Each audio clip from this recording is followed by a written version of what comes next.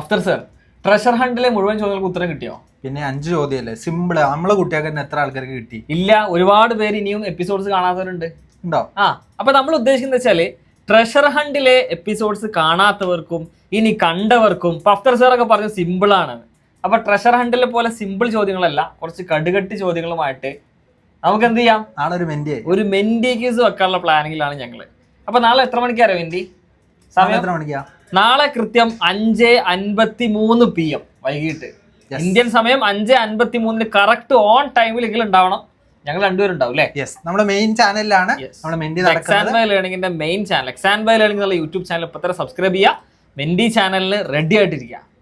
Afthar sir ready അല്ലേ? ഞാൻ ready. പേടിയില്ലല്ലോ? പേടിയൊന്നുമില്ല. സിമ്പിൾ ചോദ്യം, നമുക്ക് സിമ്പിൾ അല്ലേ, സിമ്പിൾ ആയിട്ട് നമുക്ക് മെന്റി കളിക്കാം നാളെ 5:53 PM.